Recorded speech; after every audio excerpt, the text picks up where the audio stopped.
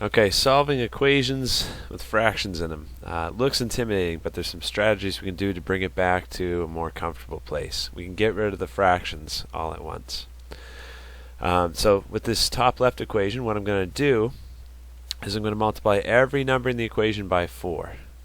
And I chose the number 4 not at random, but I chose the number 4 because I know when I multiply by 4 over 1, same thing as 4, I'm going to have a lot of cross-simplifying happening. 4 over 1 times 1 over 4, these 4's are going to cross-cancel. These 4's will cross-cancel when they multiply. And over here it won't be a perfect cross-cancel, but 2 fits into 4 2 times, so the denominator is going to be gone. So that's where I picked the number 4 from. So you're going to want to look at all the denominators and see if you can multiply everything by a number so that you no longer have fractions. Okay, so we pick 4 because we know these denominators can divide evenly into 4. So let's just start left to right. If we do 4 over 1 times 3 over 4x, that's going to make just 3x. Because if you want to jot it off to the side on a piece of paper, we're doing this multiplication, the 4's cross-cancel, right? You can divide the top and the bottom by 4. Or you can even multiply it all the way out the long way. 12 over 4, that makes 3. So the fraction's gone. It's a lot nicer to look at. Do the same thing over here. If you do a negative 1/2, because I'm looking to the signs to the left, negative 1/2 times 4 over 1. We can cross simplify. 2 divided by 2 makes 1. 4 divided by 2 makes 2. And then multiply across the top. So that makes negative 2 over 1, which is just negative 2. Okay, so if you have trouble with that fraction arithmetic, definitely write it off to the side and do what we've done in previous sections. And here, this is just 1 over 4 times its reciprocal, 4 over 1. That makes 1. And now it's back into an equation that we've dealt with before. I'll let you finish solving that. You should divide both sides by 3, so x should equal 1. Same thing over here with this one. I'm going to knock the legs out of the fractions. And when I do this course in person, never mind, it doesn't really get a laugh. It's funny to me, but if I'm honest, people don't really think I'm funny. Okay, so 5 over 6n minus 1 over 4n minus 1 over 2. I need to multiply everything by something so that all the bottoms of the fractions are gone. So I'm thinking about like the number 6. 6 times something over 6 would cancel out, but that won't help us with 4. 4 doesn't fit into 6 evenly. If it helped us with 2, wouldn't work with 4.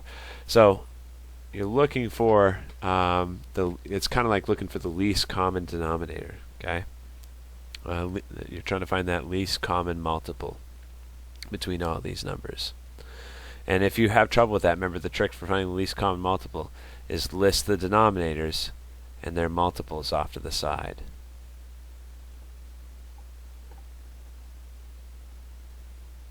"12" is what's in common. So that's where I got the number 12 from for this equation.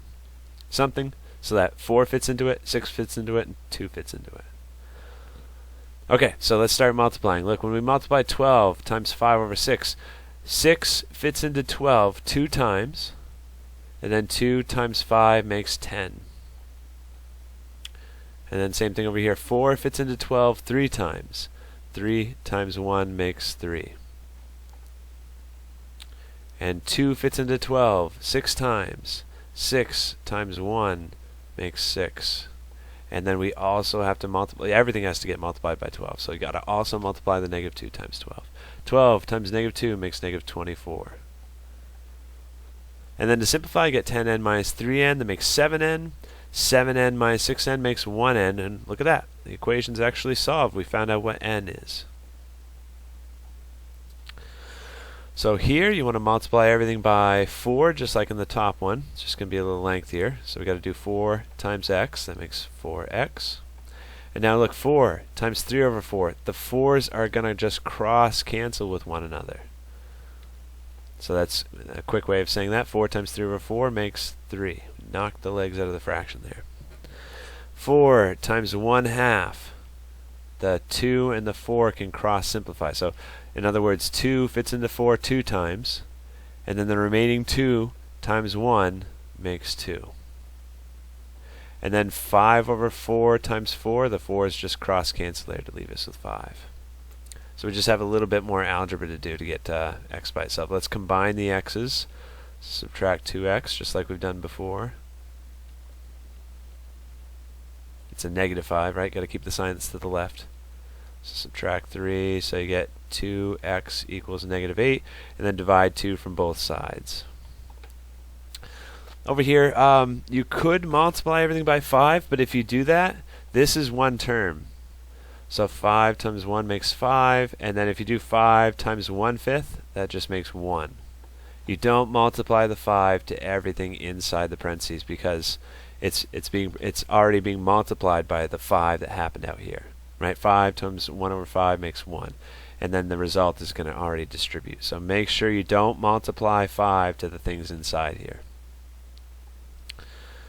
And that got rid of the fraction. Look, if you distribute that 1, it's 15x minus 10. Got to add 10 to both sides. So I get 15 equals 15x, or in other words, x equals 1.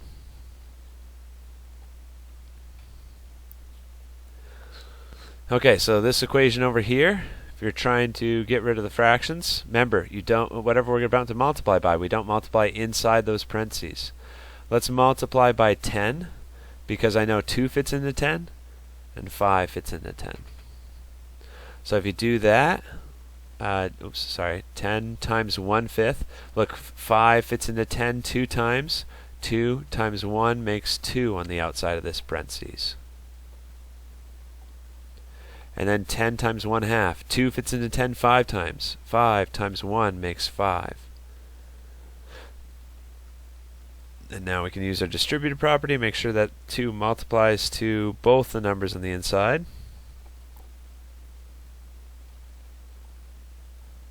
And then we're trying to get q by itself, so let's subtract 2q from both sides. That way we combine our q terms. So add 15 to both sides, so you get 21 equals 3q. Or in other words, q equals 7. Okay, over here we got 4m plus 2 over 6 equals m over 3. We would like a world without fractions, right? So we want to get rid of fractions here. So multiply everything by 6, okay? Because 3 fits into 6 and 6 fits into 6. So if you do that, the 6's just cross cancel down here. We're not multiplying 6 to the terms in top, okay? It's just 4m plus 2 because the 6 already got eaten up by the 6 on bottom here. The 6 is cross canceled, so you don't multiply that 6 to everything up top. And then when we multiply 6 times m over 3, 3 fits into 6 2 times. So 2 times m makes 2m. And now we have a regular old equation to solve like we've done before.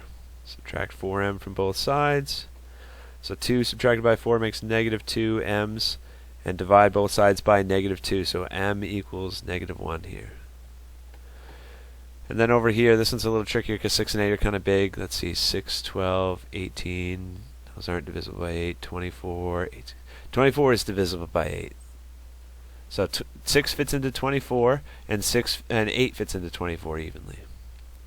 So watch carefully what I do here. When I multiply 24 times d over 6, 6 fits into 24 4 times. 4 times d makes 4 letter d. And then 24 times 3, 72, right?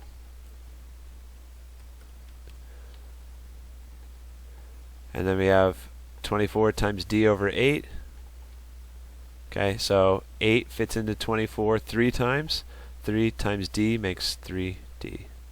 And then 24 times 2 makes 48. So to try to get d by itself, we just need to subtract 3d from both sides. So get 1d plus 72 equals 48. And then subtract 72 from both sides. So 48 subtracted by 72 makes -24 for a final answer. Okay, so I hope that strategy works for you. There are other ways of doing these. You could get common denominators and then subtract them that way, but I've always found that students like knocking the legs out of the fraction more.